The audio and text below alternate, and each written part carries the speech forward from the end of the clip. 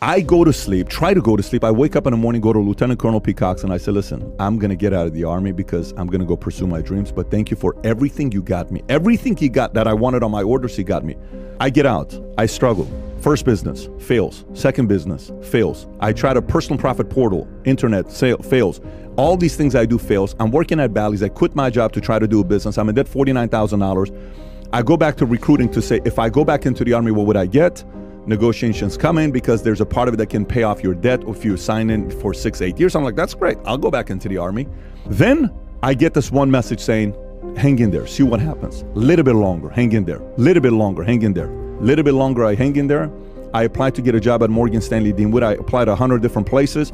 I was hustling to get a resume in. I eventually got the job. They offered me 3 jobs. I went in without a 4-year degree, 2-year degree.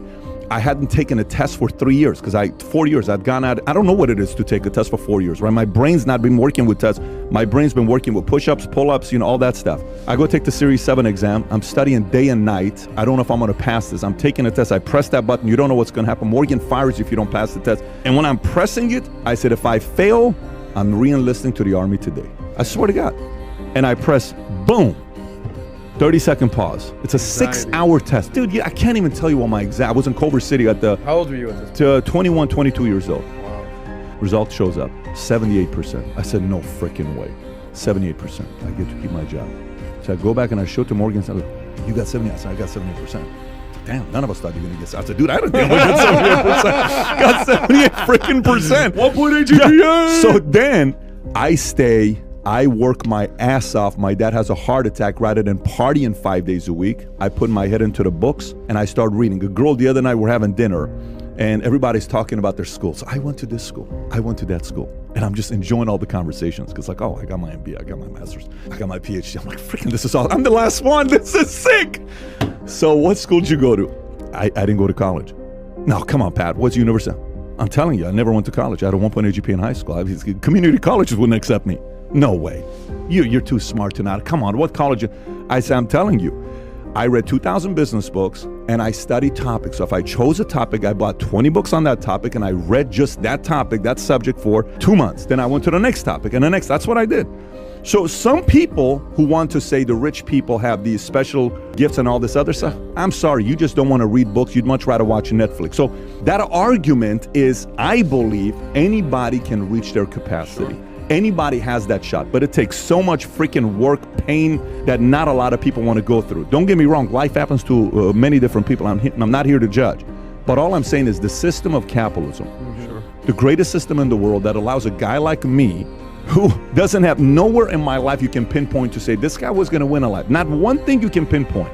Nothing. Yeah. Not one thing you can pinpoint. That's why I believe in capitalism. Versus my family believed in communism. My family believed in socialism. Now I'm like, listen, just leave me alone. Let me see what I can do. If my market's 50, I'm good. I'm happy because I'm giving my best. If my market pays 75, I'm happy because I'm giving my best. But if I keep bringing value to the marketplace, all of a sudden an opportunity is going to come up. Yeah. And you can't predict that opportunity. All of a sudden, someone's going to say, you know what? We're going to do this project. I want you to be a part of it. Here's how it's going to work out. And boom, your name pops up. What the hell just happened here? Because behind closed doors, rather than throwing the towel, you're giving your best. Capitalism works. It's those who don't work that hate capitalism, unfortunately. Those who don't work and don't improve. Some say, I work my ass off, but they don't read books. It's those two criterias. You got to work, you got to improve, you got to have a decent attitude. If you have that, capitalism is going to fail you. Strategize, outlast, you always say. Just the first two. Just the first two. The first two will land you a good job. Listen, nothing about what I said has to do with my last name. Nothing with what I said has to do with the school I went to. Nothing with what I said has to do with certain God-giving. Nothing with what I said has to do with that. Formula is very transferable to others. I don't jump 46 inches. My name is not LeBron James and I jump 46 inches. I'm not that guy, okay? I'm not a statistician that I can just go through some of the stats, that stuff and I'm Ray Dalio. No, I'm not that guy. It's called work your ass off and improve. I challenge anybody to do the following. Take 4 subjects: sales, negotiation, human nature, and money. Go to Amazon. I will fund this if somebody wants to do this. You do it, you come back to me, nothing changed, I'll fund the whole cost that you had here. 4 topics. Read every book on negotiation, above 400 reviews on Amazon, that's 4+ star. Read any book that's above 4 star, 25 of them, 400 reviews on sales. Read any book on human nature, psychology, persuasion, negotiation, any of that stuff. Foresight, like how to win friends, all that stuff. Then read any book on money with 400 plus reviews. Read Principles, like things like that by Dalio, by Buffett. And for 2 years, obsess over doing that. For 2 years, obsess over doing that.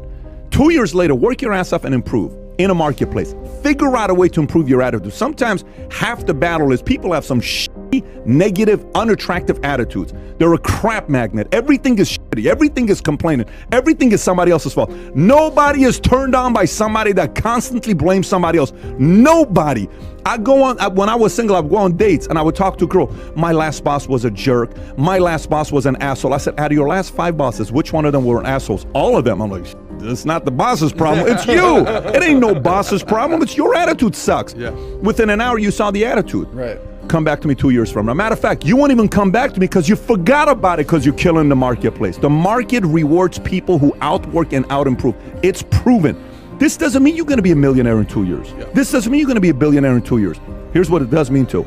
Your market value is increasing. Somebody may offer you something special next 2 years. Some opportunities come up. You go into a company, how many guys work at a company for $50, $60, $80,000? Company starts growing. Next thing you know, they're making 100, 150, 200. Next thing you know, they get shares. Behind closed doors, they're investing money into a 401k, retirement, whatever. Then 10 years later, company has an exit. This guy gets a $6.8 million check. How the hell did you do it? And you know how many people have done this, by the way? A lot. Not 10,000. Not 100,000. Millions have done this.